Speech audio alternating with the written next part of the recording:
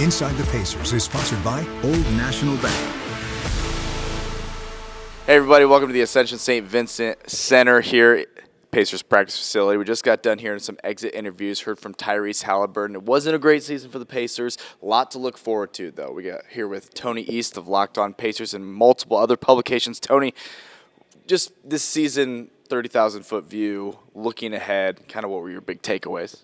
That you can't win with all this many injuries. It's kind of hard to have a ton of specific scale takeaways from the season because they were so hurt all the time. Early in the year, they were 1-13, and players were being signed to hardship contracts 2 weeks into the season. They talked about the challenges of that part, and they were really never healthy. Obviously, Tyrese missed the whole year, but of their top 9 from last year, especially with Miles Turner gone, they never had more than 6 of them available in one game this year. So it was really hard to get any sort of rhythm and learning out of that, and they had to maximize it in whatever ways they could. That turned out to be via the draft and some younger guys. Okay, and so Benedict Mathurin out, Zubac's in, some injuries with him as well, kind of on theme.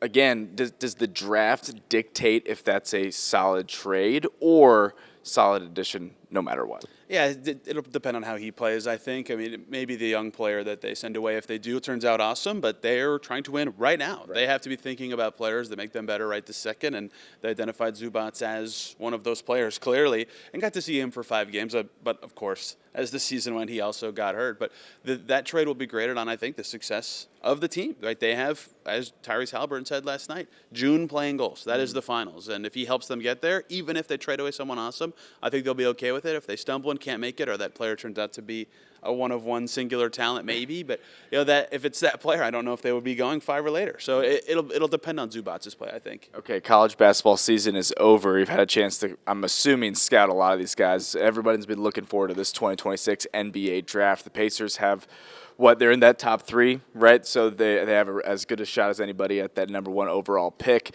Is that paramount that it is number 1, or do you foresee a fit that could work even if it's 2, 3, or 4, or something like that? Yeah, 14% a chance at number 1. That's as good as you could possibly get. 52% chance at the top 4, which many view as the cutoff of the best players. Wilson, DeBonta, Boozer, and Darren Peterson being that top 4. I think a lot of people currently think A.J. DeBonta is the best player at number 1, so that would be a significant boon to be able to have the chance at least to pick him or have the option to get other stuff, move back, get somebody else that you like. The fact that he is seen potentially as the best by a lot of teams is valuable in that way, but I think a lot of those guys would fit what they need. Losing Mathurin, a bench scorer like Peterson would help. Yeah. Boozer's very sharp now, and like we just talked about, they're trying to be good right now, right? So, and Caleb Wilson is still very good, despite being, viewed as the 4th of the 4 guys. So I think they'll be happy with any of them, but there is obviously a massive advantage in this year to getting that number 1 spot. Right.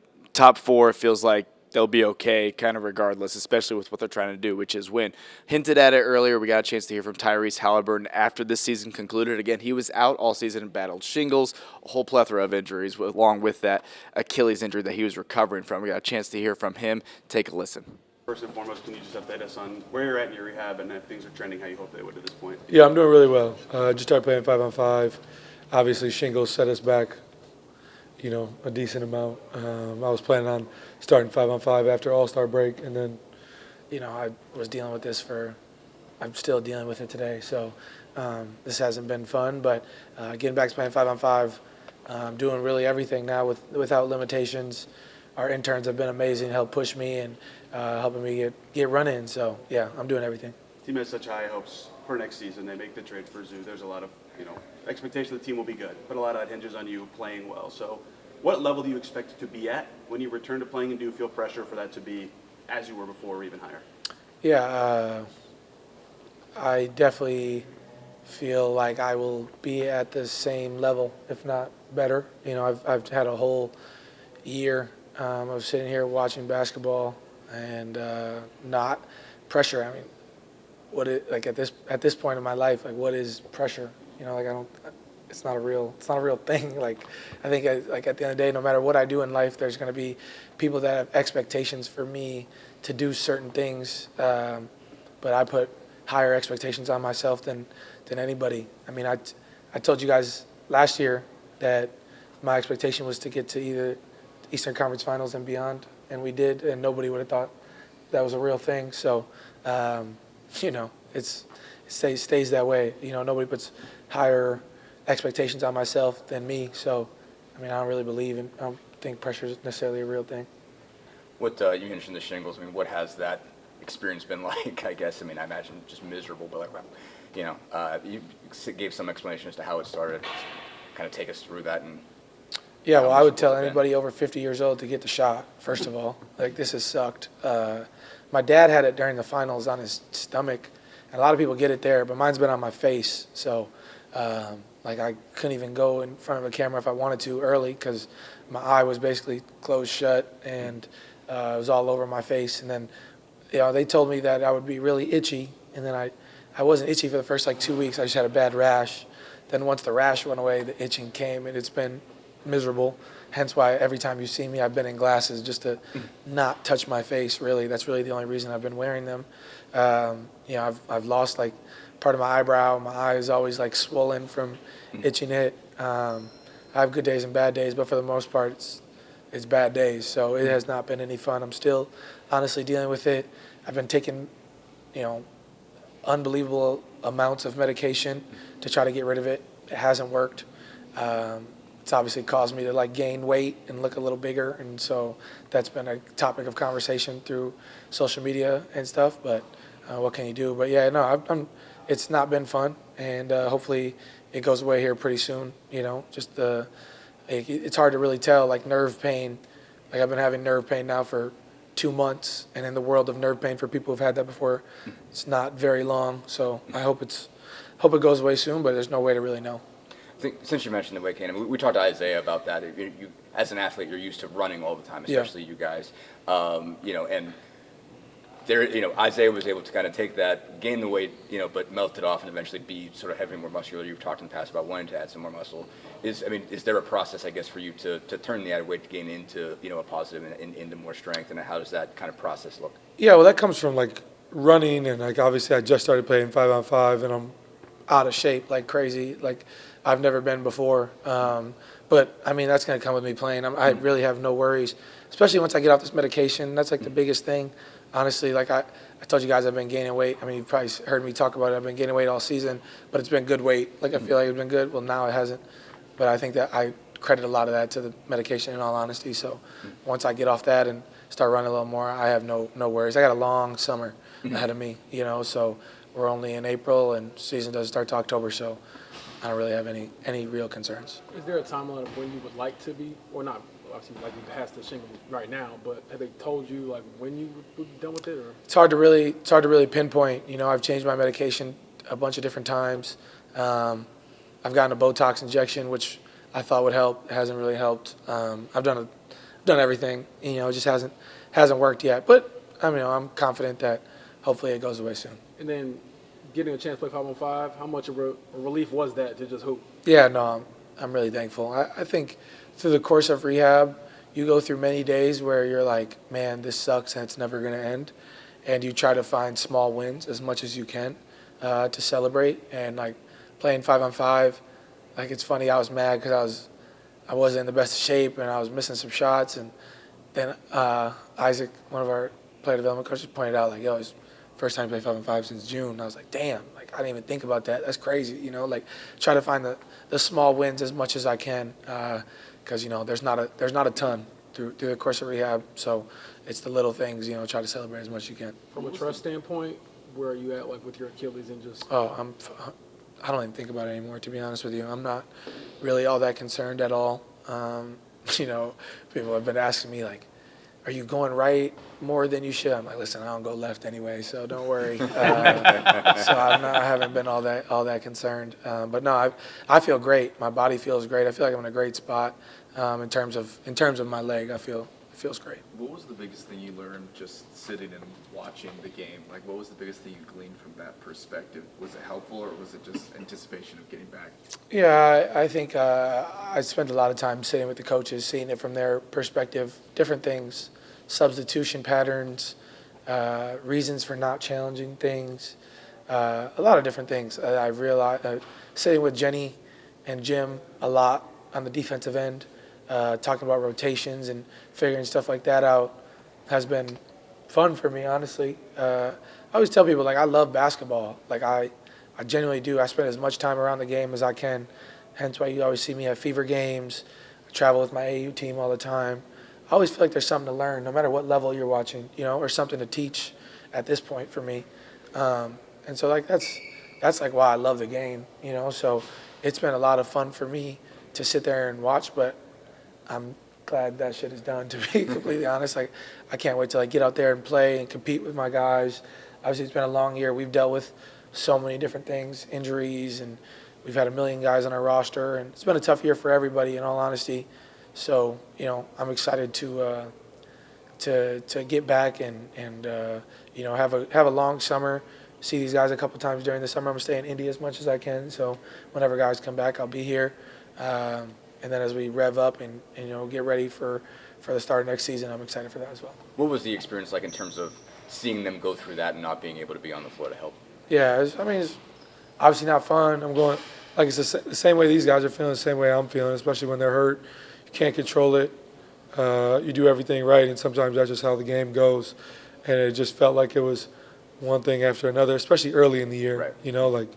Especially early in the year with TJ's hamstring and Andrew and Aaron and ultimately and Johnny, and seeing all these guys go through different things has not been fun. Obviously, we had a shortened off season. OKC did too, and they happened to be pretty healthy.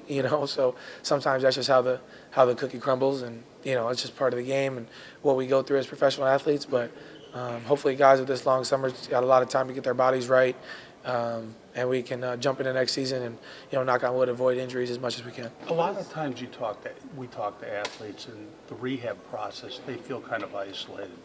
Pascal said last night that you were very involved. Mm-hmm. Why was that important to you, and what did that do to help you rehab? Yeah, I try to be around as much as possible. Like I said, I just love being around the game as much as I can, whether it's practice or the game or team meetings or whatever.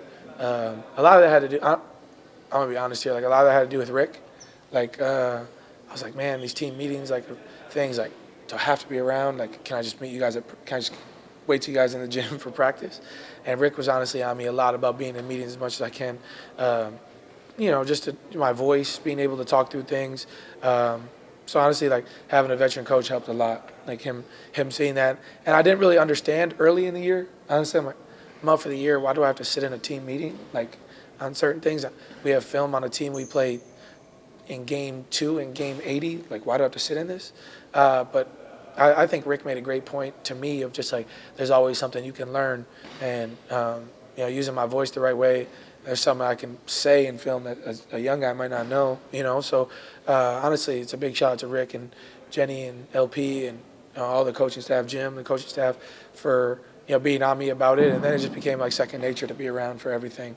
I tried to be at as many games as I could, as many practices as I could, and honestly, I think that helped me in a lot of different ways. I hope, even if I said one thing that helped a young guy, I'm grateful for that as well. So when you want something so bad, obviously to play and all of that, how much grace do you have to give yourself throughout the process, and obviously the unforeseen setback of shingles and?